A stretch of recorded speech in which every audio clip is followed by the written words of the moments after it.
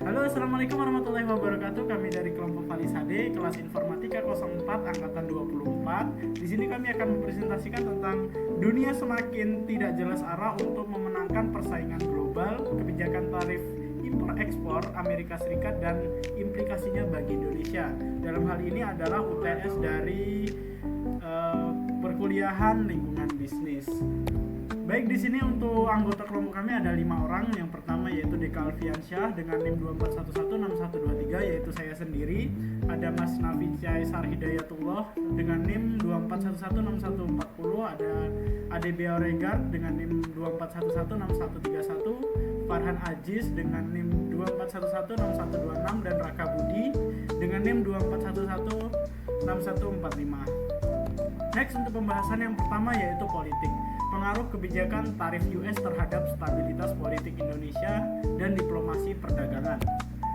Poin penting, kebijakan tarif US dapat memicu tekanan politik dari pelaku industri dalam negeri. Stabilitas politik dapat terganggu jika terjadi lonjakan pengangguran akibat penurunan ekspor. Diplomasi aktif diperlukan, pendekatan multilateral via ASEAN dan bilateral dengan mitra strategis misal Australia dan Cina. Indonesia harus memperkuat diplomasi ekonomi, memperjuangkan kepentingan nasional melalui forum G20 dan WTO. Contoh nyata, ketegangan AS-Cina berdampak global. Indonesia bisa jadi mitra alternatif jika menjaga kestabilan dan kepercayaan. Ekonomi. Di sini saya akan melanjutkan presentasinya. Yang selanjutnya adalah ekonomi. Ekonomi ini memiliki dampak kebijakan tarif terhadap perekonomian Indonesia dan strategi pertumbuhan ekonomi sebesar 8%. Untuk selanjutnya adalah poin penting-pentingnya. Yang pertama adalah tarif tinggi AS terhadap produk Indonesia. Contohnya itu karet, tekstil, dan CPO. Contoh ini itu dapat menurunkan ekspor dan devisa negara. Selanjutnya defisit atau neraca perdagangan dan perlemahan rupiah menjadi risiko lanjutan. Selanjutnya penurunan ekspor. Penurunan ekspor ini adalah risiko PHK massal di sektor padat karya. Untuk selanjutnya strategi pertumbuhan sebesar 8%. Yang pertama, diverifikasi pasar ekspor seperti India, Timur Tengah, dan Afrika. Yang kedua, hilirisasi industri untuk nilai tambah domestik.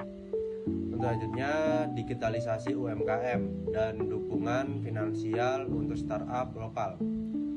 Untuk yang terakhir, pemangkasan hambatan birokrasi dan investasi. Di sini saya membahas tentang sosial, dampak tarif terhadap kesejahteraan rakyat dan program sosial mitigatif. Poin pentingnya, yang pertama ada penurunan ekspor berakibat pada pemutusan hubungan pekerja atau PHK, khususnya sektor manufaktur.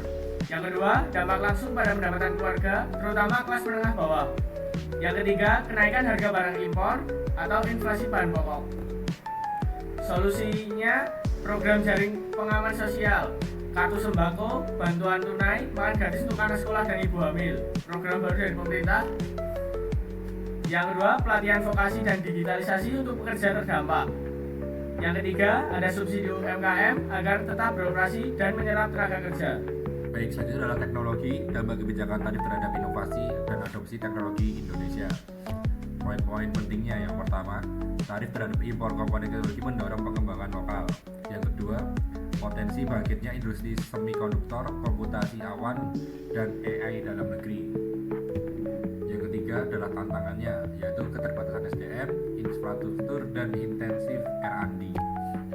Solusinya adalah yang pertama, skema pajak intensif untuk perusahaan teknologi lokal, kerjasama riset kampus industri, digitalisasi ekonomi, dan roadmap Making Indonesia 4.0. Dan yang terakhir, perlindungan terhadap produk inovatif dalam negeri. Di sini saya akan melanjutkan presentasi dari teman saya. Dan untuk materi yang saya bawakan yaitu lingkungan dan legal.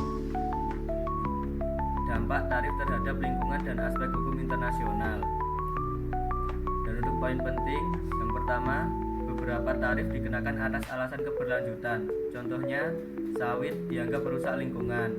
Yang kedua, mendorong Indonesia melakukan reformasi tata kelola industri hijau. Yang ketiga, Indonesia perlu memperluas ekspor barang ramah lingkungan atau eco goods.